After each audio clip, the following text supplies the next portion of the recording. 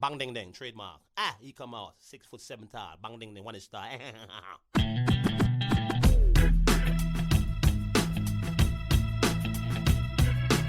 ding ding ding ding ding ding ding ding ding ding ding.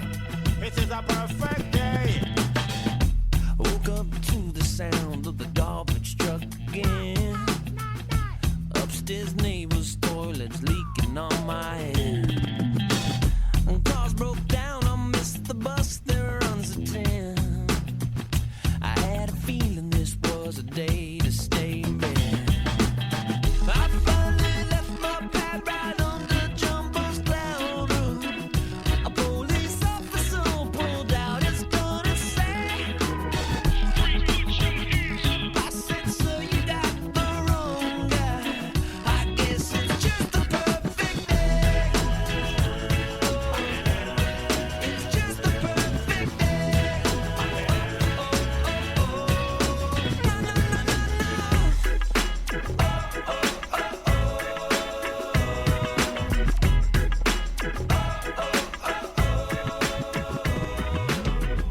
Hey everybody, welcome back to another exciting episode of Eggs. This week's guest is one we've been looking forward to and actually teased on our last episode because we were looking so forward to it. Today's guest is Oscar Trimboli. Oscar is an expert on deep listening. One of the things that I have found that I'm not as good at that I should be better at is listening. I was going to say something right. Yeah. And I do believe that this is going to be some great information. He was kind enough to send us this. It's a great little deck of cards and a book called Deep Listening, Impact Beyond Words. And here to explain it is the man himself, Oscar Trimboli. Hey, Oscar. G'day guys, I'm looking forward to listening to your questions today, and I can totally relate to the song at the beginning of the episode talking about waking up to the trash can removal guys, and today is actually that day in Sydney, and getting up early. It literally happened as I was preparing for this conversation. You didn't get stopped by the police officer, did you? Yeah, that's part of the song, I think. Story for another day. My name is famous in Australia. It's famous for one of the biggest mafia mobsters in Australia. It shares my surname, but we'll get to that later on in the episode. Oh, fun. All right, well, that sounds perfect. Well, first things first, as I mentioned, we've got this book, Deep Listening. I imagine it took a little bit of life experience to get to writing this thing, which I have found really helpful in the short time I've had to experience it. So I wanted to maybe kind of go back in time a little bit and start at the beginning. How did you mentioned in the book that only 2% of people are raised to become great listeners. Most are not. And I wondered if that was the case for you, or if there was some event in your life or you'd arrived at some place where you decided, you know what, this is something I've got to fix. Yeah, although we spend 50% of our day listening, only 2% of us have been trained. So not necessarily raised, but trained in how to speak. A lot of us, by the second, third decade of our life, have had between 4 and 5 different training courses on how to speak, Mike. But very, very, very few of us have had any training in how to listen. And for me, I'm on a quest to create 100 million deep listeners in the world. And one of the things we should know, listening is our birthright. When we're actually inside our mother's womb at 22 weeks, we can distinguish our mother's voice from any other sound. So we're listening already. And at 32 weeks, we can distinguish Beethoven from Bon Jovi from Beaver. So listening is a birthright. But the minute we are born, we come into the world kicking and screaming and making noise, and we want to get noticed by talking. So for a lot of us, we forget listening is our birthright. So I think for a lot of us, just remember that if you spend half your day speaking and half your day listening, the more senior you are in an organization, or the more complex the kind of work you do, the more likely you're going to spend more of your day listening. Senior executives are spending 83% of their day listening. If you're a creative who takes a brief, for example, you're going to be spending at least 72% of your day listening. So for me, listening's the productivity hack of the 21st century. And there's a bunch of dots along the way, Mike, that kind of pointed to me growing up, how I was listening a little bit differently. I went to a school with 23 different nationalities, and we played an Italian card game. but we played in teams of 2, and quite often nationalities would pair off against each other and speak in their home tongue. So, when I was growing up, there was wars going on in Vietnam. People were trying to leave Eastern Europe. People were leaving South America. So I was able to hear people play cards in Portuguese, in Chinese, in Russian, in Lithuanian, in Polish, in Yugoslav languages, but I couldn't speak any of them. But what I got really good at, no, it wasn't counting cards. What I got really good at was noticing body language. Yeah. And that's one level that a lot of people don't listen at. Well, so maybe that's a good place to start then. Maybe we should, here in the Deep Listening book or in this deck of cards, one of the things you start with is sort of identifying these 5 levels of listening. Do you mind explaining that idea or sort of what these different 5 levels are? I think that'll sort of give us some context to frame the rest of this conversation. Yeah, the 5 levels of listening are, the first level is not listening to the speaker. That's the wrong place to start. Level 1, listen to yourself. That's the most critical place to start. Level 2, listening to the content. Level 3, listening for the context. Level 4, listening for what's unsaid. And then level 5, listening for meaning. So we can spend a bit of time decomposing those, but the research that we've done with 1,410 listeners across the world is 86% of people are stuck in distraction. They're stuck with their cell phone. They're stuck with laptops, iPads, all kinds of visual distractions that are external, as well as mental distractions, stories we're telling ourselves in our head. We're turning up to a conversation tuned into the radio station of the last conversation or the next conversation or something we want to do on the weekend, but we're not really tuned into the person who's right there in front of us in the moment. So for a lot of us, we're stuck at level 1 because we're stuck with distraction. Yeah.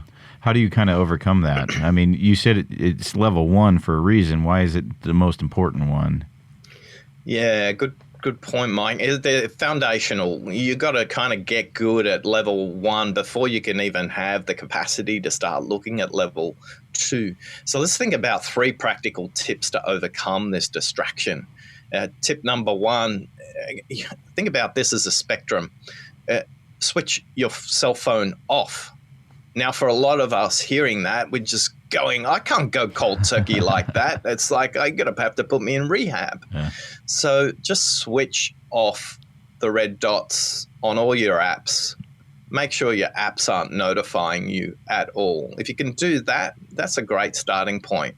If you want to move a little bit further forward from that, just switch the phone into silent mode. If you want to move a little bit forward from that, switch the phone to flight mode.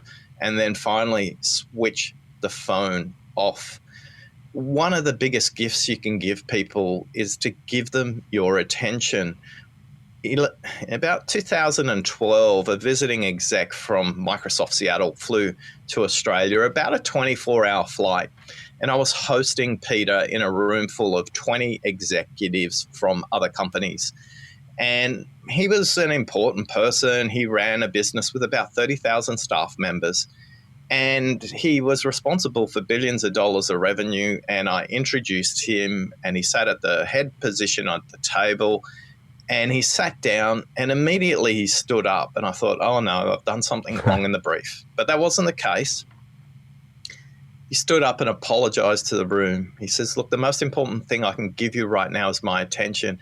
And with that, he took his cell phone out of his top pocket, switched it off, walked over to his bag, placed it in his bag. And for the next 45 minutes, he was completely fixated on the conversation going on.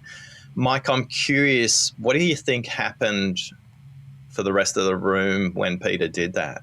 They probably paid better attention themselves. They probably pulled out their phones and switched them into silent mode, and it kind of was a way to open the conversation and get it started. Well, except for that one guy in the back left who was watching his fantasy who was scores. Filming it. Yeah, that guy. But he's a problem in every meeting, that guy. Yeah, so I counted, and only 3 people didn't switch their cell phones off. So you're right about those problem children in the room. They're addicted to how important they are. Now, none of them ran a business as big as Peter, so it's an interesting thing to notice. Two things struck me in that conversation. Number one, the quality of the conversation that was taking place was very different to a typical meeting that these executives kind of take. The reason they were is because they were actually listening to each other. But the other point is really simple. Every one of us can role model great listening by paying attention to somebody. Now, it won't surprise you that what Peter did in that moment was a completely orchestrated piece of theatre. He does that at every meeting. Now, he doesn't do it to be a big shot. He does it to role model to everybody that giving attention, not paying attention, but giving attention is the greatest gift you can give. The meeting concluded at the 45-minute mark, and Peter left to go to another meeting. And I debriefed the group for the next half an hour. And the thing that struck me was all of them commented on the quality of the conversation. Now, that group, 7 years later, still meets in some combination of people, sometimes only 6, sometimes up to 12. And they're all in different roles. They're all in different organizations, but they call the Peter Club. A group of people that get together, that switch off their cell phones and pay attention to each other and make a difference. For a lot of us, whether we're parents, whether we're a sibling talking to maybe a cousin, maybe a sister, maybe a brother, do we really give them our attention, or we just completely distracted? So tip number one, switch it off. The same with laptops, the same with iPads. Tip number two, a hydrated brain is a listening brain. The brain is 5% of body mass, but it consumes 26% of blood sugar. So the fastest way to get blood sugar to the brain is just to drink water. Does beer work? It does. Has a reverse It effect. does. It lubricates I'm the that guy. conversation really well. Yeah. And if you drink coffee, probably a glass of water for every cup of coffee you have plus one. So for me, I always make sure there's water there for my guests if I go and visit a client. And it makes a point that at the end of the day, because none of us have been taught how to listen, it's a really complex task. It happens at the front of the brain, the more modern brain, the prefrontal cortex. And for a lot of people, when they start off on the journey with me, they go, gee, this listening is hard. And I say, you're doing it the wrong way. And the third point is breathing. The deeper you breathe, the deeper you listen. Most of us aren't even aware of our breathing. We're not even aware of the breathing of the person we're listening to. So, Mike, for your question, 3 things to improve and build a foundation to be a deep listener. Number 1, remove the distractions. Number 2, drink water. Number 3, notice your breathing. And for me, it's just a simple practice. When I step into a building, the minute I cross the lobby, my phone goes off, it goes in my bag. From the time I walk across the lobby into the lift, what I do from that point on, I just take 3 deep breaths. Now, about 4 weeks ago, my ears popped because I went to a high-rise building, 42 stories, and my ears popped about halfway, which completely threw me. So rather than turning left to go to reception, I turned right and went to the restrooms, just collected my thoughts, 3 deep breaths, back at it. And then when I arrived at reception, they offered me refreshments. I said, look, I'd love a jug of water for me and the people we're seeing. And that's as simple as it is. But if you've got those 3 foundations in place, listening becomes really easy after that. But for most of us, that's where we'll struggle. Interesting. Well, so there's a couple things you brought up in there that I'd like to dig in a little bit more on. You know, I'd like to talk a little more about breath, especially. Also, I've got a couple questions about removing distractions. But one of the things you mentioned a couple times in there was the quality of the conversation that you had with Peter, and how people remarked about just the quality, not, you know, what he talked about, not how long it was, whatever, but like the actual quality of that conversation. I wondered if you could talk a little bit about that and talk about sort of like, you know, what metrics by which do we measure quality of conversation? Like, how do we know that this was good quality? Can you maybe elaborate on that idea a little? The most typical one that people notice the fastest is the lack of interruption, allowing people to fully complete what they're saying, rather than jumping in and thinking what they said the first time is what matters. There's a really important bit of neuroscience we need to know at this point. I speak at about 125 words a minute. A cattle auctioneer might speak at about 200 words a minute as they're auctioning off the cattle at the cattle yards, but we can still comprehend at 200 words a minute. In my head, though, and for all of us, we have about 900 words a minute stuck in our head. So the first thing that comes out of our mouth, there's about an 11% chance that the first thing I say is what I mean. So the minute you interrupt somebody, you actually assault their thinking. You don't let them fully express what they say. So the most common thing people correlate to high quality conversations is the lack of interruption. In the West, we have a weird relationship with silence. In the East, silence is revered. It's respected. It's a sign of authority. It's a sign of wisdom. Yet in the West, we say awkward silence, pregnant pause. We have a weird kind of relationship with silence. So the second part of a high quality conversation is just letting silence sit in the room to do a bit of work. The third part of the conversation about high quality conversations is the backstory is fully explained. For those of you who ever take briefs, whether you're a doctor, whether you're a lawyer, whether you're in agency land, whether you're an accountant, whether you're a lawyer, whether you're a market researcher or an architect, the biggest reason your briefs blow up if you win the work is because you don't fully understand the backstory. And for a lot of us, we spend too much time listening to what people are saying in the moment rather than understanding the context of where that comes from. So a couple of simple questions might be, how long have you been thinking about this issue? That's a really good sign, Ryan, of a high quality question. Now, questions that are high quality typically are 5 to 7 words, no more, because after that, the question becomes a statement, really. You're just voicing your opinion and you're putting a question mark at the end of it. So number 1, no interruptions. Number 2, silence is used a lot more. And number 3, high quality questions that are less than 5 words that are seeking to explore what other 800 words the speaker still hasn't said. Now, there are some magic code words, but we'll talk about that in a sec when we know the speakers explain what they mean. Interesting. Yeah, so I think what you were talking to, if I've got it right, is basically you've got this thing in the book called the 125/400 rule. And is that basically that's this ratio of number of words we can communicate versus number of words in our head, if I've got it correct? So there's two rules. The 125/400 rule, I can speak at 125 words a minute. You can listen at 400 words a minute, and I can think at 900 words a minute. So there's two kind of simultaneous mathematical equations going on. That's why listening is hard. So Ryan, to the point, I speak at 125 words a minute. You listen at 400 words a minute. And for those who are listening to this right now, you're getting distracted because I'm speaking too slowly for you, and you might be commuting, you might be in a car, you might be on a plane, you might be on a train.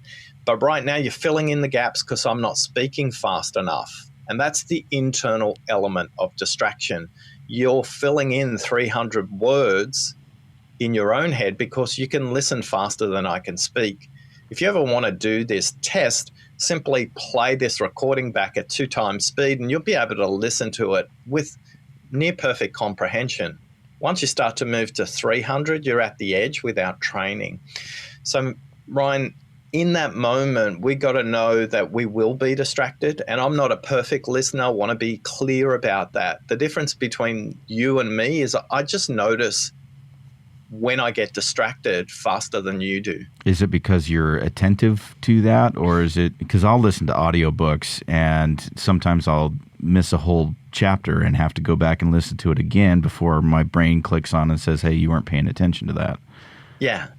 And one of the funniest stories I ever heard was a lady called Claire was commuting to work and sent me a message after she heard me on a podcast going, Oscar, the minute you said it's happening to you right now, I realized in that moment it was happening to me right now. And Ding. Mike, she did exactly what you did.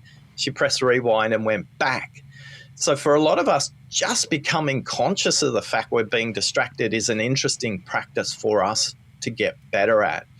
And because we have no training, because we've never been taught what good listening looks like, we can drift through a whole chapter in an Audible book, and you may even be playing it at 1.5 times speed because you want to get it through it quicker.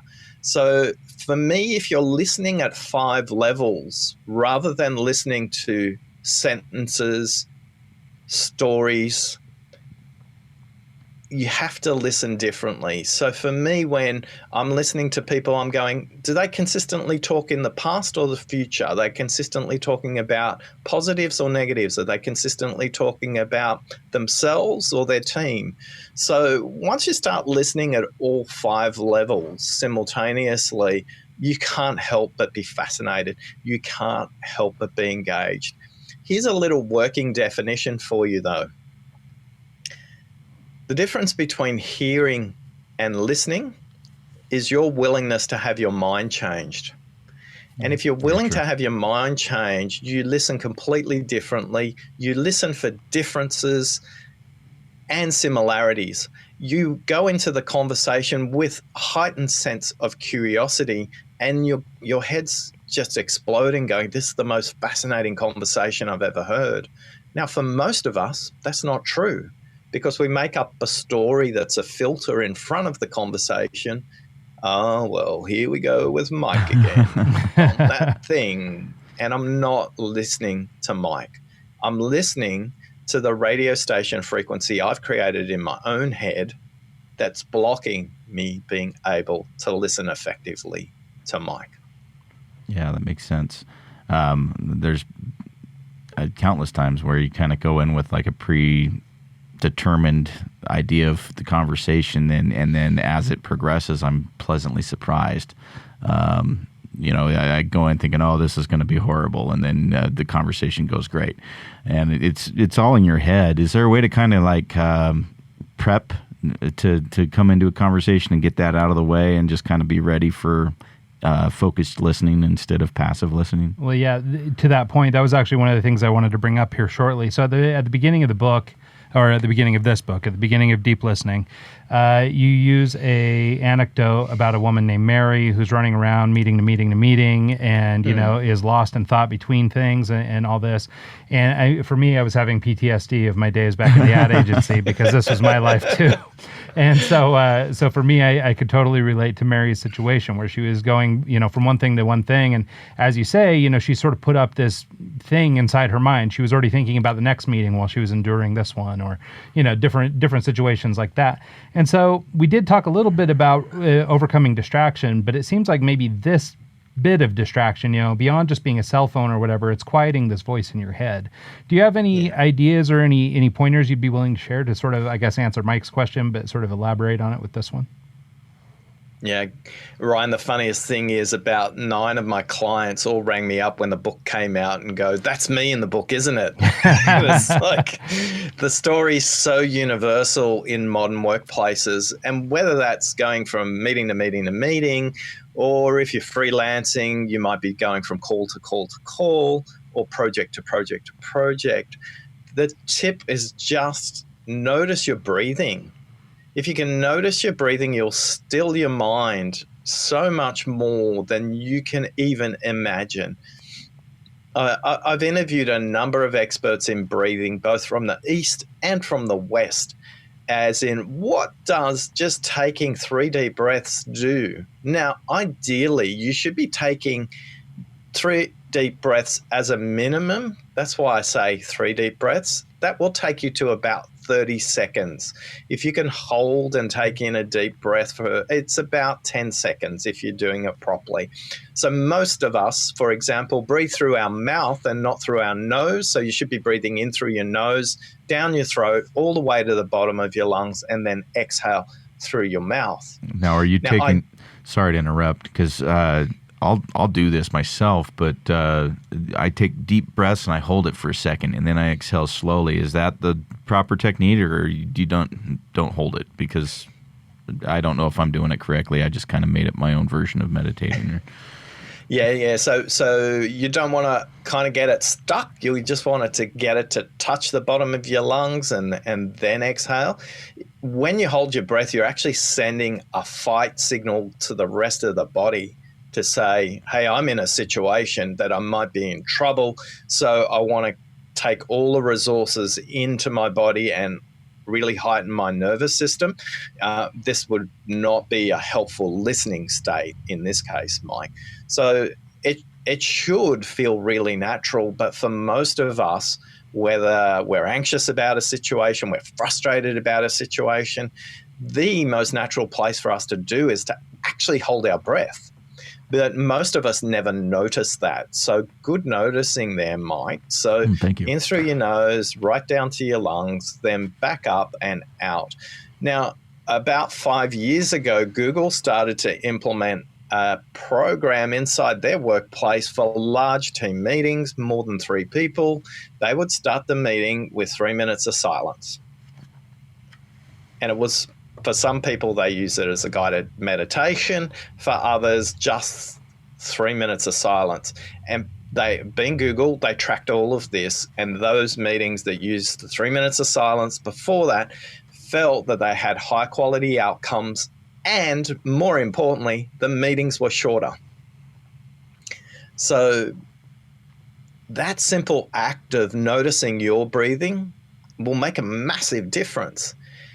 The step above that is to start to notice the breathing of the person you're speaking to as well. Because if you notice they're holding their breath, that might be a signal to you to go, hey, they might be uncomfortable with this topic, or this topic might be holding them back. Or equally, you just might want to help slow them down by just using silence a little bit more prior to responding to what they say. Silence is interesting, and something that, Ryan, you probably outed yourself already as the interrupting listener. And for the tips for the interrupting listener, treat silence like it's a word. Listen to the beginning of silence, the middle of silence, and the end of silence. Treat silence with respect, and you'll be shocked at what you hear back.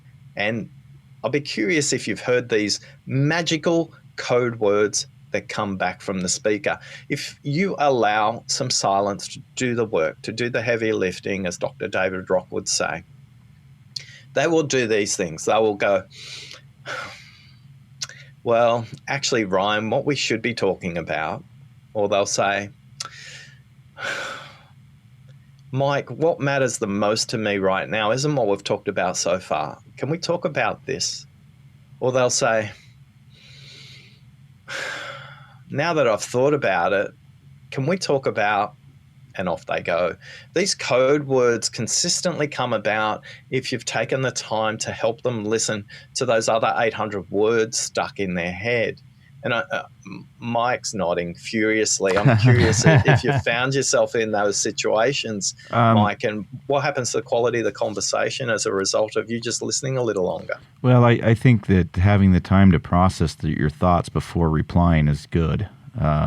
It's part of the act. I feel it's part of active listening is listen to what they say, take it in, take that deep breath, and then reply after you've gathered your thoughts instead of just going into it half-cocked and trying to come up with a reply on the fly. I think it's better to just kind of process and then reply. I don't know if that's, your theory or your process. I haven't read the book yet, but I know that in the podcasts that I've done in the past, the guests that'll actually sit there, ponder the question, and then reply, I usually get the better responses and the more better answers, in my opinion, I guess. I'm a massive student of Terry Gross from Fresh Air, and she's an amazing interviewer, and her second questions are always where the conversation lights up, that really gets you engaged. And again, for a lot of us, we want to reply, here's an interesting thing to think about listening. It's not your job to make sense of what the speaker's saying. It's your job to help the speaker make sense of what they're thinking. So the follow-up question's almost as important as, or more important as the first one. Yeah, and the follow-up question is so simple. I'll give you a couple of versions of it. Tell me more. That works. What else? Is there anything else? So all those are less than 5 words, and all it does is it honors, it gives attention to the speaker, and then they go and pull out of their head what they actually mean. Because most of us have conversations like drive-by shootings. We listen to the first thing, we say the first thing, and the first thing, and the first thing, and they just bump off each other, but it's not what we mean. And if we just took a little bit of extra time, if we took the time in the briefing process, in any kind of brief that you might take from a client, or if you're in a sales situation, if you simply said, they said, we're struggling with this and we need this, and can you sell us one of those? If you just said, tell me more, they'll say things like, well, the last time we did a project like this, finance was all over us, so we need to watch out for that. They've just given you an objection you need to overcome. And you just say, what else? They'll say, the things we need to anticipate on this project are X, Y, and Z. All of a sudden, you've got a landscape that you can think through a little bit more differently. Every project that's ever failed is because we've listened to what people say the first time, not to what they mean. And in their head, they're frustrated because they're going, I should have told Mike this. But the only time it ever happens is when you're shaking hands at the lift, or occasionally when you come back at the end, it's a second meeting, and they go, hey, before we start, 2 things I didn't tell you at the last meeting. And you go, oh my God, that changes everything. Yeah.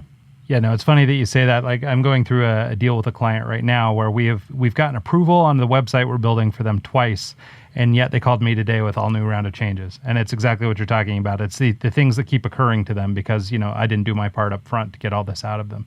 So, and it's also funny, just an interesting observation, as you were giving those sort of 3 rebuttals, the tell me mores, I could feel myself welling up between those pauses. Like I had to say something. Like I needed to fill that silence with something. Yeah, it was really funny because I'm being extra aware because we're talking to you, but I could feel myself like, ooh, I need to say something. So anyway. Oh, look, and Ryan, for that situation, when we think about level 3 listening, and the playing cards are awesome at this. One of my clients is in tech, and they use the cards to try and figure out what kind of questions they haven't asked the client. So one of the things we're really good at, typically beating the competition, selling the solution. That's interesting, but it's not useful for the client. What's useful for the client is your job is to help them sell the business case internally. And most of us stop when we've won. That's not helpful for them. That means you're listening at level 2, not level 3, and you're not listening at level 4 for what's not said. So a simple question would be, Ryan, hey, who else needs to approve this? Yeah, no, that makes perfect sense. I wish I had this conversation a week ago. You're locked and loaded for the next one. Yeah, I can't wait. Now I'm looking forward to the next round of revisions. So we've touched on the game a little bit. I haven't looked through it. I apologize, but could you break that down for us? What it is and how you can apply the game into learning how to listen better? So the playing cards are designed much like a deck of cards. It kind of came about by listening to a client in a workshop. Funnily enough, we were using sticky notes. Thanks, Ryan. He's doing the moment. TV version of this.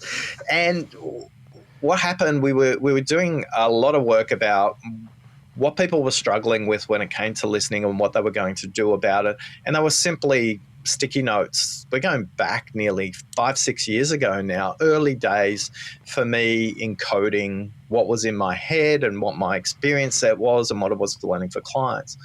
And at the break, afternoon, round about 3 p.m., I'd sent everybody out for a refreshment break, clear their minds, ask them to go walk around the block, get some fresh air. And one lady was hanging around, and Alice said to me, "You aren't going to take my card down." I said, "Oh, Alice, which one's your card?" And she went over, she grabbed this sticky note, and all of a sudden I realized people were putting much more meaning to these sticky notes than anything else. And I spoke to my book editor about it, Mike, and she said to me, "Oscar, make cards." And I went, "Oh, Kel, that's so obvious." So the cards are there to help people practice daily. Listening is a skill, yes, but it's also a strategy, and it's also a practice. You're just never going to get perfect at it. You just have to get better every day. So 5 suits in the deep listening playing card deck and 10 cards in each suit. And each card is organized to make a simple statement. So there's one there about silence, for example. And it says, can I be a little bit more comfortable with silence than I normally would be? So what happens is people use these cards in very different ways. Some people just use the cards themselves and practice with 1 card per week. They don't tell anybody. They just go, oh, okay, I'm going to work with silence this week. And they just practice. Sometimes I get emails from people going, I'm really struggling with this, any other extra tips? And sometimes they get breakthroughs. So that's really cool when people say that to me as well. Some people go 1 card per week for 50 weeks of the year, and that's a really good practice. That's probably where people get really consistent. People use them in team meetings. Talked about the sales meeting earlier on, but some leaders use them for leadership offsites, and they pick 1 card and go, this card will be how we think about listening for the rest of this hour, day, 3 days, weekend, whatever the case may be. And the cards are simply there as a reminder. They feel a little different. They're designed to feel a little different. They're made to be oversized, again, to feel a little different. And those cards are really there to help us move from knowing to applying, because too many of us go on courses or learn new knowledge, but we never apply it. Now, if I could brag about one amazing book that's not mine, Atomic Habits. That's a good one. By James Clear. Yeah. That guy is absolutely brilliant. The way he explains habits and how well he writes about it, it's probably the best written business book, nonfiction, that I've ever read in the 35 years I've been reading business books. And he says that you've got to break habits down into its absolute smallest components. So he would say, if you want a habit to go to the gym, that's not the habit you need to practice with. The habit you need to practice with is before you go to bed every night, put your shoes and your gym gear next to your bed. So the first thing that happens when you step out of bed is you either have to step over your clothes or step into your clothes. But too many of us think about which gym membership and should I go CrossFit or should I go, working out with lifting weights? This is a wrong question. Make it even simpler. Make sure your clothes are next to your bed when you step out in the morning. And if you do that for a week, then worry about the gym. So for a lot of us, we want to know the ninja move of listening, which is, by the way, level 4, listening to what's unsaid. If Yoda was on this podcast, he'd be speaking about level 4 for this whole thing. But most of us aren't even there. We need to step out of the bed and have the clothes next to us. And that's what the playing cards are there for. Yeah, no, actually, we've got Yoda in a week or two, so that'll be great. So I wanted to go back to another thing you said in the book. I thought it was kind of interesting. For me, it felt controversial. Maybe it's not, but I think it's like maybe a twist or another way of looking at things.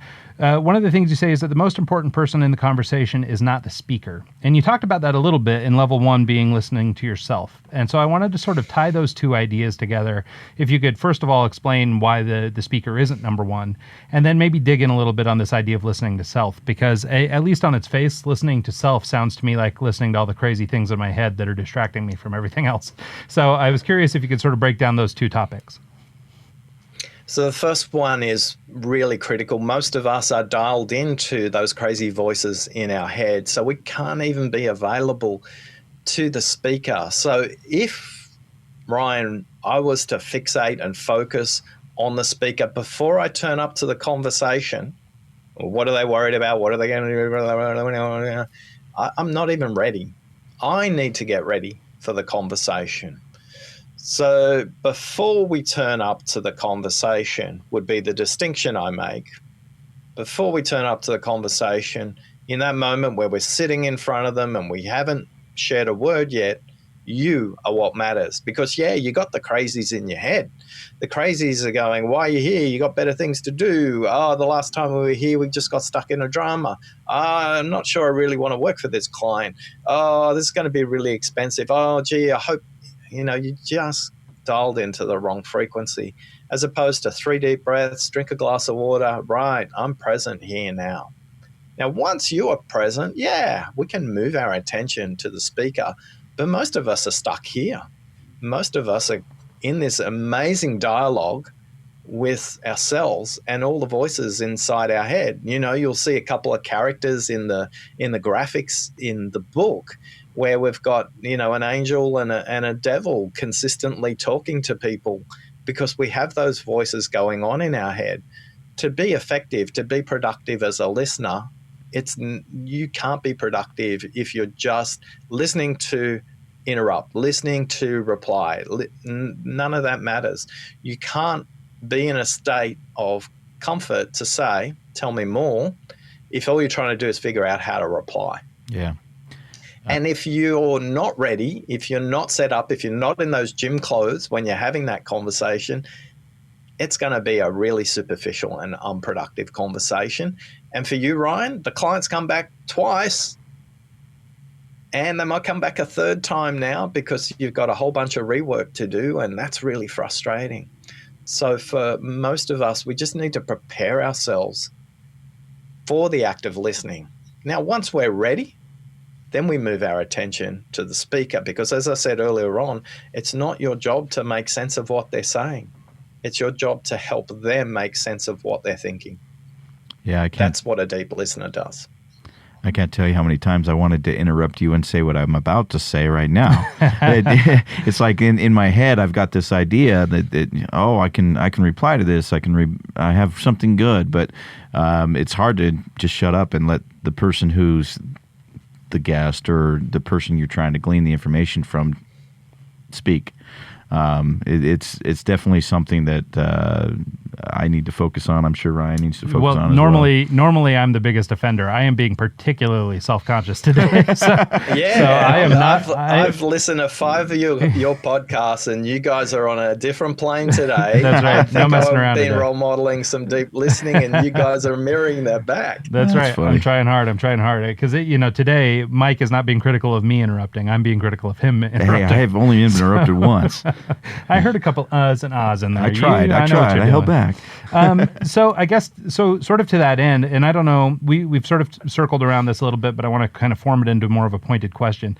Does it make sense? I mean, if we're trying to, be in a position to listen to ourselves and, be prepared to go listen to the speaker, does it make sense to sort of be capable of, I guess, self-diagnosing our current level of listening? Does it make sense to understand where we are to be able to fix it? One of the things you call out in the book are these different types of listeners. And I wondered if it made sense as part of this process, as we're learning to be better listeners, if we understand, our characteristics so that we better know how to overcome them. Yeah, I think it makes complete sense. And the 4 villains of listening were birthed out of complete frustration. For 2 years, I was blogging, I was writing about what it takes to be a great listener. And I got really frustrated, and I experimented with something in a workshop, and I was going, okay, stop listening for where they're great, start listening to where they're struggling. And it was my learning. It was my journey to go on. I needed to learn to listen in a way that I wanted to have my mind changed. And I started to develop this. I'm noticing there's an interrupting listening villain showing up. There's a dramatic listening villain showing up. There's a lost listener showing up. There's a shrewd listener showing up. And I wrote a blog post a couple of weeks later, Ryan, about the 4 villains of listening. And it just went mental. Thousands of shares, hundreds of comments, thousands of likes, and people were tagging their friends saying, This is you. hey, well, no, they were a little bit more sensitive than that. They'd tag the person's name and saying, is this your boss? Is this your coworker? So all of a sudden, as people were tagging each other, this thing just went crazy. And I just went, oh my goodness, you've completely missed the point, Oscar. People haven't been trained in how to listen, so they don't realize what good is, but they certainly know what bad is. And most people notice what's bad in others before they notice what's bad in themselves. So these 4 villains of listening came to life. So the interrupting listener is the most obvious. It's the most overt. The interrupting listener is actually coming from a place of good intention. They want to help. They want to get to the solution quicker. They just do it by interrupting. The lost listener is either stuck in their own head. They kind of go, I've been invited to this meeting, so I'm going to turn up. And I hope by the 15-minute mark I'll understand why I'm here. But they look really vague for the first 15 minutes of any conversation because they're not sure why they're there. The other place the lost listener shows up is they know why they're at the meeting, but they spend all their time on their cell phone. So they're completely lost to the conversation there as well. The dramatic listener loves your story, particularly the feeling part of your story. They love it. And the reason they love it is they can tell a bigger story. If you're going through a tough merger in your organization, they'll tell you about a time that theirs was tougher. If you're struggling with your boss, they're going to tell you why the boss they've had is even worse. It kind of brought together by a story that Kathy told me once. Kathy said she went in to see her boss. Her manager, she wanted to go to her grandmother's funeral on a Wednesday. So she was asking permission on a Monday to go to a funeral on a Wednesday. She said to her boss, is it okay if I go to the funeral on Wednesday? And 12 minutes later, her boss had finished saying how tough her grandmother's funeral was, how she really hasn't overcome it, and she's still struggling with lots of elements, to which Kathy replied, so is it okay for me to go to the funeral on Wednesday? So the dramatic listener shows up at beer o'clock a lot. You know, it's typically lubricated by some other kind of liquid other than only water. And then the shrewd listener. Oh my goodness, we think they're the rock stars of listening. They kind of do this while they're listening. They've got their hand up to their chin or they're stroking the side of their jaw. They're thinking really carefully. But the subtitles or the captioning that might be going on is, oh my God, I cannot believe you think that's your problem. I've thought of 3 other problems you haven't even thought of. That is so basic. Oh yeah, I can fix that. But can you give me a tough one? Because I'm kind of sophisticated. I'm fancy pants expert. I know all about this. Now, the shrewd listener, disproportionately represented in our database in sales professions, in any kind of brief-taking professions, lawyers, accountants, doctors, physical therapists, and the like. And you're not listening. As a shrewd listener, you're listening to the dialogue in your own head, although you're giving them great face and they feel like you're listening because you go, tell me more. You're not.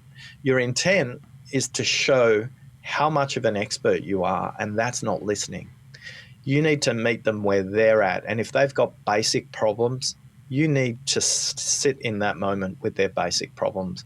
So the 4 villains of listening, you probably related to somebody in one of these 4 villains while you were listening to me.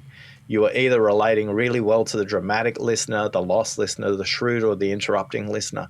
Whichever one of those listeners you were really frustrated by the most is the listening villain you probably are. Oh, it's true, Mike. I was thinking about someone, Mike, So No, I'm just joking. to I'm just joking. define Mike's what- actually not the problem, but I was thinking of people like that. To your point, I was thinking of the guy that consistently one-ups you, because I've dealt with people like that, and it's so frustrating because you want to just like slap them and be like, that wasn't what I was trying to do. I was just trying to tell you what I'm feeling, and you got a better story. Good job. You know. And listening is situational and relational, so we'll be different villains at different times. So in the workplace, I'm the shrewd listener. You know, I'm there going, oh my goodness, I got 5 levels of listening, although I spend a lot of my time going, is there a level 0? Is there a level 6? So I play with that kind of tension as well. But at home, I'm a lost listener. It's like, oh my goodness, if I hear my in-laws tell a story one more time about 13A Orchards Road in Johannesburg, South Africa, I could paint a picture of what that place looks like because I've heard the stories over and over and over again. And they love telling these stories. And the minute a new person comes into the group, out come the stories, but I'm lost. So for us, we need to think about if listening is situational or relational, we'll listen differently to a parent than we will to school principal. We'll listen differently to a doctor than we will to a policeman. We will be different listening villains at different points in time. The point isn't, will you be a listening villain or which listening villain you are? It's like, just notice it and then just simply come back to those 3 guiding principles as a starting point. If you remove distractions, if you're conscious of your breath, if you drink water, you're going to be ahead of 86% of people. If you pass that, just be in a good relationship with silence and ask those words, tell me more, what else? If you can do that, you can make a difference beyond words. But I'm always reminded of the story of Mick, who rang me about 2 years ago. I was working with him for about 90 days, and he rang me up on a Monday morning while I was driving to work, and he was driving to work. He said, Oscar, you nearly cost me my marriage last Friday night. And I said, tell me more. And, Good listening. And he said, Oscar, it was about 7:30. We'd put the kids to bed. We'd cleared all the dishes. The dinner table was completely cleared.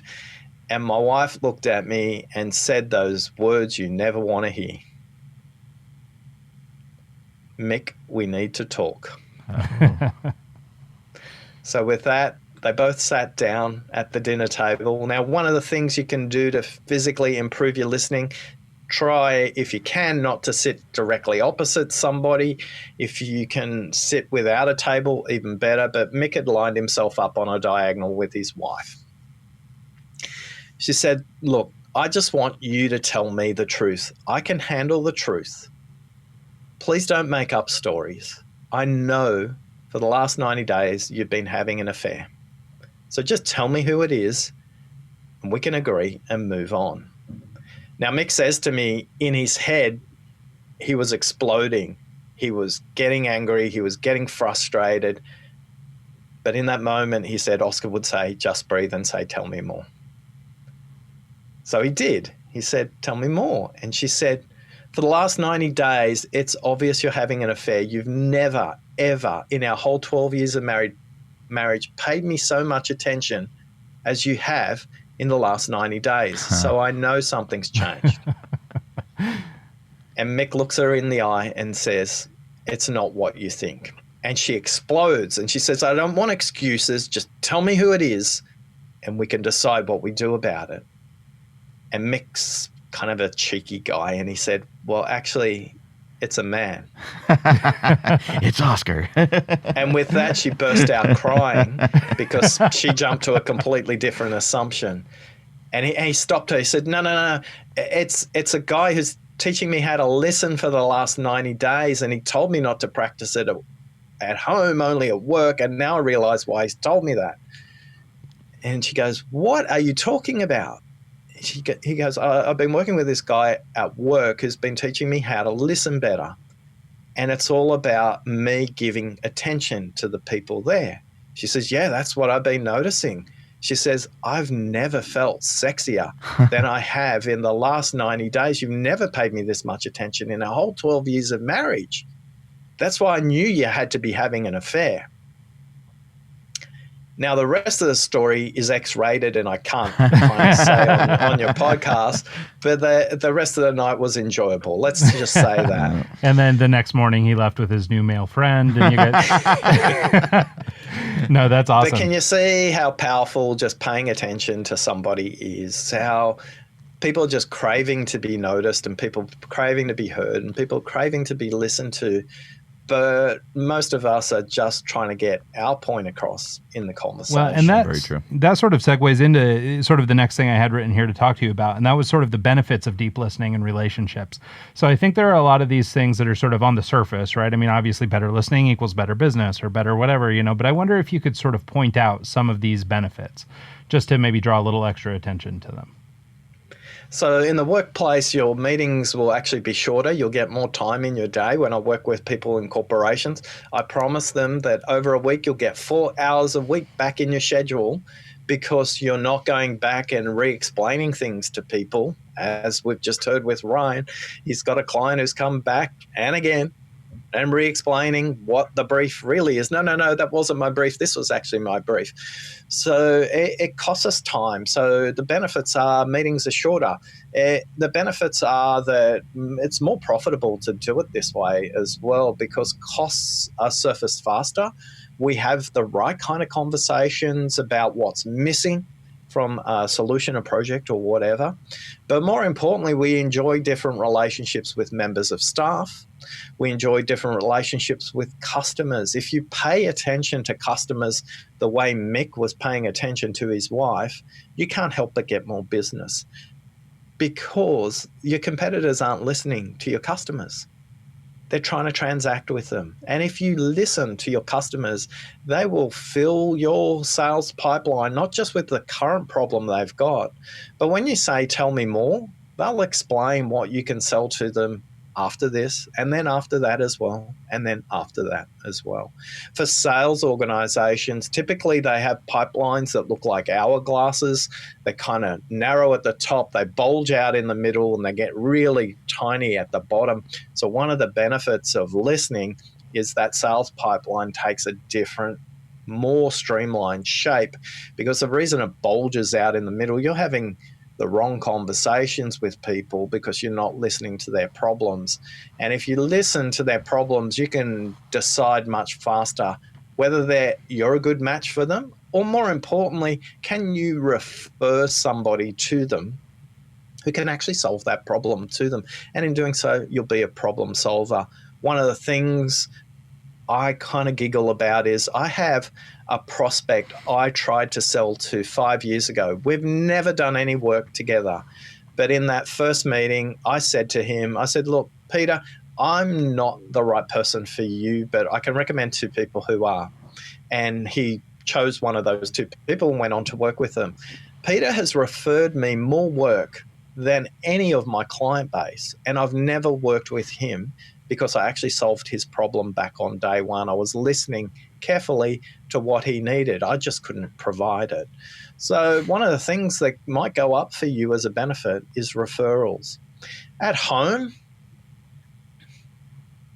I'm not going to promise everybody's going to have a relationship with their spouse like Mick, but your relationship will improve and you will be present long enough to be paying attention to start to have the conversations that matter rather than the superficial conversations about taking out the trash, chopping up the vegetables, or whatever else might be taking place. There'll be less chaos, conflict, and confusion in your relationships as well.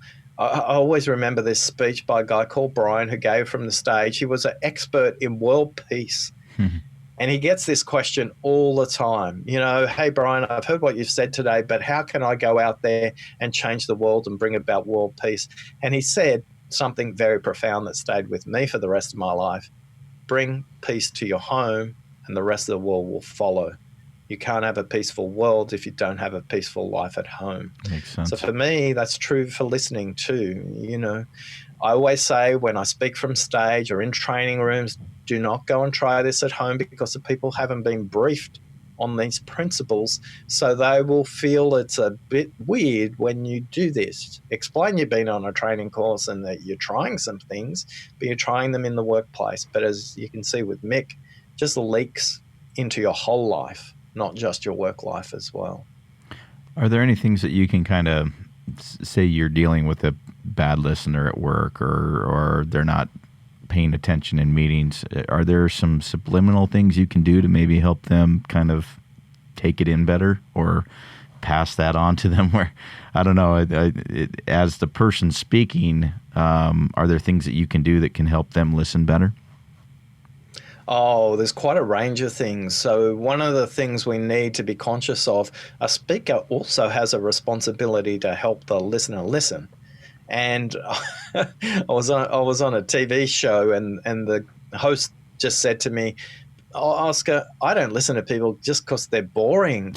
They just drone on, and it's really hard." And he looked at me in the eyes, expecting a really sublime, sophisticated answer, and I just said, "Sorry, Joe, could you say that again?" And he said, so for a lot of us, we love to tell stories. That's great. Tell them why you're telling the story. That's helpful. Hey, I'm just going to give you a bit of background. It's a story about da-da-da-da.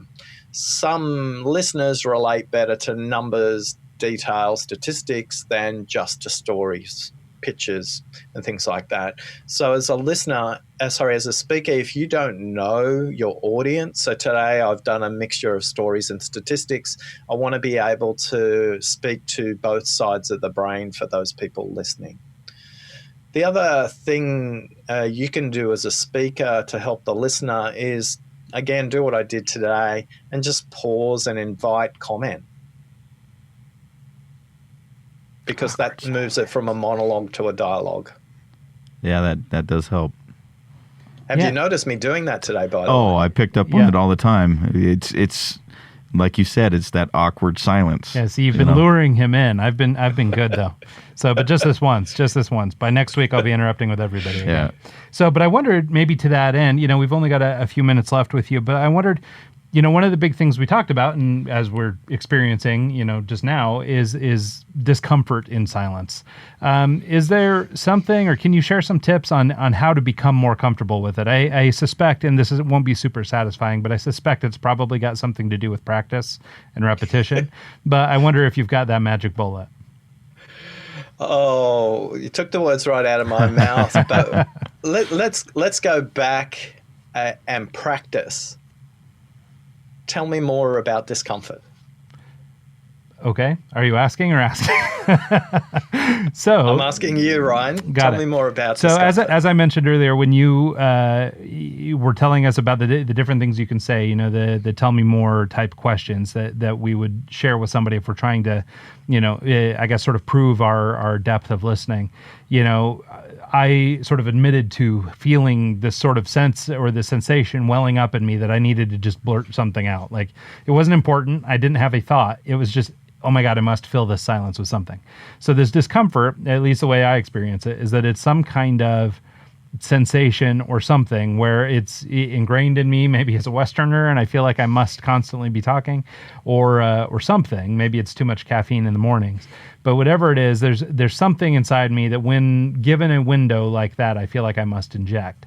Now, like I said, I'm making a conscious effort to be disciplined today, but largely I probably would have jumped into those things. Well, and to your credit, we are hosting a podcast, so silence is kind of out of the norm. But yes. Yeah. So anyway, so that's what I'm trying to, I guess, articulate in terms of what discomfort is to me, is this sensation that I'm having that makes me feel obliged to fill the space. And what else could discomfort be for you? Oh, he's doing it to me. Do you see what he's doing? I do. I'm picking it up. I don't know. For those listening on the podcast, Ryan's touching his chest as he did you see that? I felt like Oprah for a minute. His heart rate just went up. He doesn't know how to. Yeah. So for me, that's a visual signal to go there, because there's something there that Ryan hasn't said. Ooh. I don't know what it is, though. Yeah, he's like, not I'm so trying to think of What it else could myself. that I don't know. Yeah, I'm not so insightful. No, I mean, like I say, I know that this is a problem for me, and this is something that I do with regularity is jump in, but I don't know how else to articulate that. I know you're going for something, and there's must be something in the subliminal part, but I'm having trouble accessing it. And that's completely okay. So in a real conversation, what I was most curious about, there was multiple times Ryan's touching the top of his chest. Now, for all of us, it's important for us to know there are more nerve endings in our gut than there are in our brain. And we need to trust our gut feel more as Westerners. We live in a much more rational, logical way than people from other cultures, whether that's ancient cultures like Inuit or Aborigine or tribal cultures from Central and Southern America. One of the things we need to get good with is our gut feel is rarely wrong. In fact, when we go against our gut feel, it's when we get frustrated the most. So it's okay not to be able to get to a point where Ryan can express it in words, but he knows he can feel this discomfort. He just can't explain it. So number one, well done, Ryan, for noticing. You know, in most conversations, you're not even going to notice that discomfort. You know, you wouldn't have even noticed that on the last interview that you've done. You were just, you're on a roll. And number two, it's kind of just stay with it. It's not something that you want to fix. Just be with it is what I would say. It's like, okay, hello, discomfort, my good new friend. I have not spent a lot of time with you. So we don't need to fix it. It's like fear. It's like fear plays a role, but sometimes we let fear in at the wrong time. And it's like, hi, fear, great to see you again. Just for this conversation, just wait over here. So in that moment, Ryan, just practice with me. If you took a deeper breath, what would happen with discomfort in that moment? Well, now having had you elaborate a little bit, so to put a finer point on the sensation I was feeling, it was more like a tenseness or a tightness in the chest. That's probably why I was going for it. Yeah, I mean, I could see how having controlled my breathing a little better may have caused me to not tense up quite so much, or would have allowed me to sort of release that anxiety, whatever that was. Like, I'm very comfortable talking about that thing, but it's clearly something, I mean, I at least self-identify it as a problem. So I was experiencing some kind of anxiety around that. Yeah. And lovely, again, when you had the time to get those other 800 words out of your head, you went, oh, it's up here. It's in my chest. Yeah, it's interesting because, I mean, now that you say that, I mean, I said what I said. I had a minute to sort of think about it while you were while you were rebutting that. And then as I came back, I had a more clear explanation of what it was that I was feeling, more this, I was able to at least pin it down and call it anxiety or tension or pressure or whatever. But I didn't have those words the first time we spoke or prior to your response. So, I think that's very interesting. That's cool. And are you noticing that you're holding your breath while you're kind of going, I'm not gonna interrupt? Literally holding my breath right now. Because he wanted to interrupt. I could see it in his eyes. I did. I actually had something like the tenseness in your chest. I get that before I perform, like performance anxiety. And the last couple times that I went on stage and was in a performance environment, I've been focusing on meditation and breathing, and I actually stepped off the side stage and took a couple deep breaths, and it's amazing how much it calms you down and kind of gets your headspace right. So, and the that you pointed out that your nerve endings in your gut, that's been like, I've been thinking about that for a while. I'm like, that makes so much sense. So yeah, thank you. Look, whether I'm talking to world-class opera singers or FBI, which you are, by the way.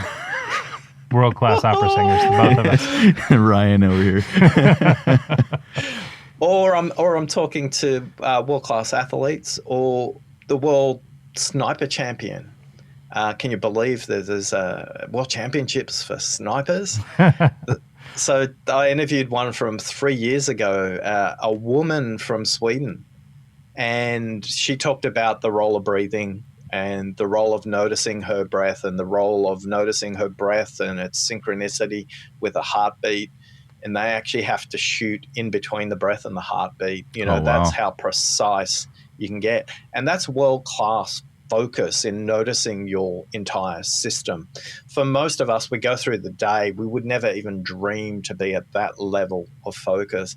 But whether you're an Olympic athlete lining up to go for a 100-meter sprint, an opera singer, an FBI hostage negotiator, a sniper, the world memory Olympic champion. Can you believe there's Olympics for memory?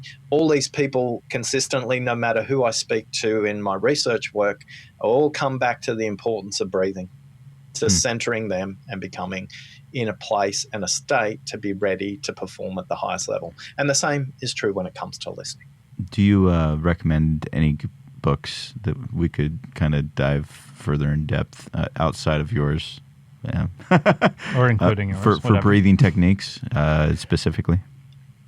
For breathing techniques, I'd probably recommend an app or apps. To be honest, I'd recommend the Headspace app, and I'd recommend the Insight Timer app. Both of those apps take you through a guided process in how to become conscious of your breathing and how to do it effectively, how to use it to be in those situations where you go, as Ryan just went, I can feel tightness and, this thing's rising up inside me. For those two apps do a great job of taking you through it. I don't have any strong recommendation on books because the feedback I've got from most people is like listening, it's a practice, and the more you do it, the better you get at it. Well, it makes perfect sense. I mean, especially around all this meditation and yoga and things like that. Like, there are some truths out there, right? Like this idea of, listening to your gut and things like that. I mean, these, ancient forms of controlling your breath and managing the way you react to things like that have been with, humankind for, eons. And so it makes perfect sense that, those sorts of things have borne out as true over the years. So it makes sense to probably stick with that kind of thing. And the irony is most of these practitioners would say it's not about controlling your breath. It's actually being with your breath in its natural state. Noticing that you're hyperventilating, or noticing that, like, is that kind of what you're... Correct. Okay. Sorry. So, I don't know. We're like near the end of our time, but I wonder, do you have time for one more quick question, Oscar? Of course. Okay. I just wanted to ask you, and we've touched on little pieces of this, but I wanted to put it into something a little more bite-sized.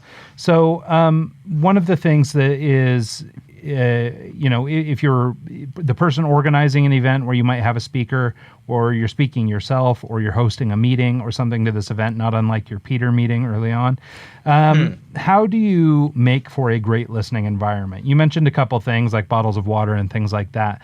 But if I'm going in, let's say, and just maybe selfishly asking this, but if I'm going to go into a meeting with a potential client, how might I prep the room, prep myself, prep them, et cetera, for the best type of listening environment I can offer?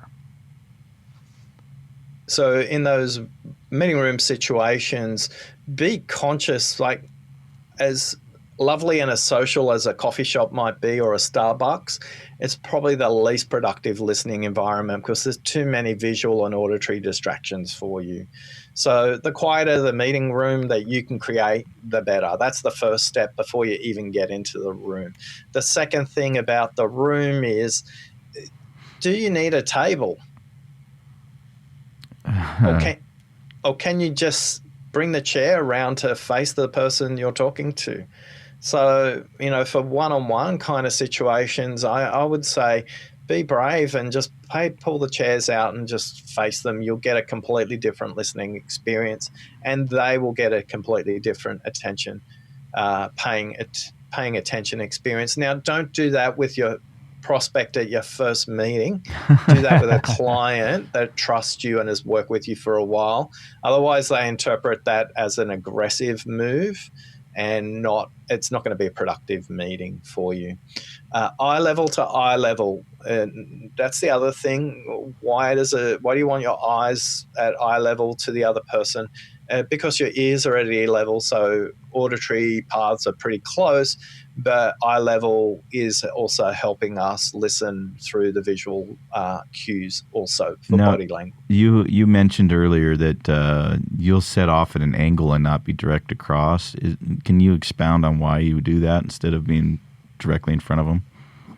Directly in front is probably more distant, and on a side there's a level of intimacy that's implied with that it's okay, I can be closer to you than necessarily oppositional to you.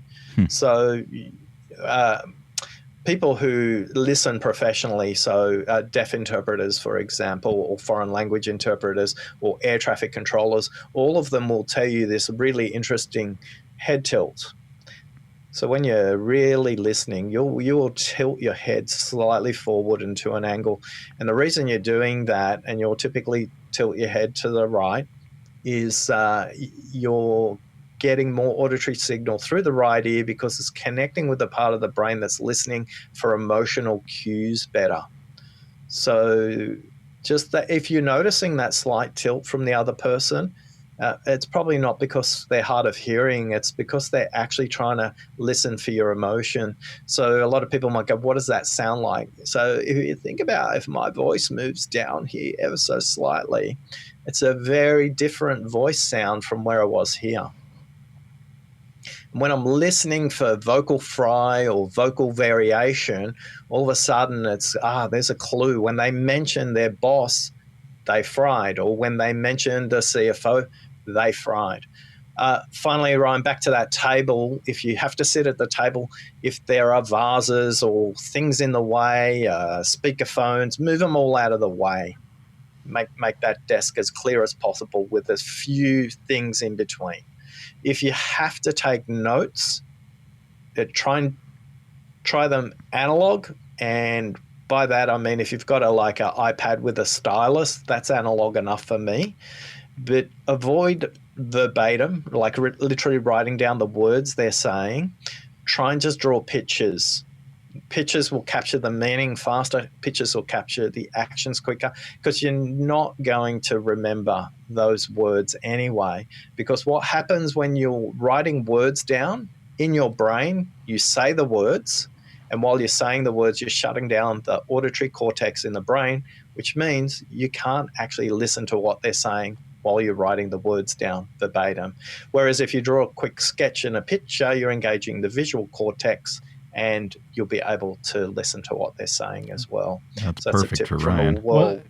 Well, that is really an champion. interesting thing. I remember as a little kid, I used to get in so much trouble because I would sit and sketch and draw. Like I draw a lot, and am artistic. And I remember distinctly being a second grader and sitting at like a parent-teacher conference or something like that. And my mom was getting sort of a rap from my teacher that Ryan just never pays attention. His eyes are always on the paper. He's always looking down. He's always doing whatever. I actually developed 3 different handwriting styles that year too. And so, but this was what I was doing. But for me, it really allowed me to focus. And so maybe what you're saying is just sort of, evidence of that point that, I was drawing, but it wasn't taking me out of the conversation per se. Yeah. And for those of you listening to the podcast and not watching, the minute Ryan said his mum, his hand went to his chest because he was talking about a situation of tension. All right, we're getting rid of the camera. The camera's gone. No more camera. We're going to webcams. In that moment, I just want to make a final observation. World-class listeners don't take notes because it's not my job to understand anything Ryan's saying. My job is to help them make sense of what they're thinking. So in practical business terms, you do need to take notes and actions, because if you walk away from the meeting and you forget a big one, the client's going to walk away. But for most of the time, what surprises my clients when they work with me, I don't take any notes. I summarize the one thing I've taken away as the action from the meeting, or the 2 things. And in my summarization, they'll go, yeah, that's it. Or they'll go, actually, no, it wasn't that, it was this. So there's a physicality to those meeting rooms, but paying attention and giving them as much eye contact as possible will completely transform the way you engage compared to your competition. Cool. All right. I think that's a nice little bow to leave this conversation tied up with. My inclination is to keep asking you questions, so I will let you go. This is a very hot topic for me right now, so I really appreciate your time. Oscar, can you just let our listeners know where can they learn more about you? Where can they find your mini books, including the Deep Listening deck of cards and everything else? Yeah, so if you want to get the one pathway to get the Deep Listening book, the playing cards, the jigsaw puzzles, the Apple Award-winning podcast, many other things. We're just kicking off an assessment to see if you're which one of those listening villains you are. Visit listeningmyths.com. Listeningmyths.com is the start and the finish for you to find out everything about the listening that you want to improve, because honestly, in my quest for 100 million deep listeners in the world, I'm not going to get there in my lifetime, but I think it's a quest worth going for. Yeah, I love that. I will give you a little pointer, though. That guy I mentioned earlier, Chris. I was going to bring that up earlier, but I was trying to listen well. his plan is to hit 1 billion people. His trick is, or as best as I can tell, and I probably wouldn't say this to him, but my assessment of the trick is China. That's the trick. Take this to China, put it in Mandarin, and you're golden. You've got a much bigger audience. You'll be perfect. I think he was heading to Hong Kong that weekend, so he's like, "You're cheating." So cool. Ryan and Mike have given me the greatest gift of all. You've listened. Thanks for listening. Yeah. Thanks you for so much, coming Oscar. on Really and giving us your your time. We really appreciate it. So. Yeah. Awesome. All right. So with that, thanks so much to everybody who's tuned into the live stream. Also to everybody who's listening to this, downloading on Apple Podcasts, Google Play, everywhere good podcasts are found. Join us over at eggscast.com to watch the live streams, catch up on all the past episodes and everything else. And shoot us a note. Get involved. Get in the conversation and let us know what you think, what you'd like to hear more of, less of, etc. And please rate, like, and subscribe. That's right. Yep. All right, everybody. We'll see you next week. Thanks so much, Oscar. Appreciate you.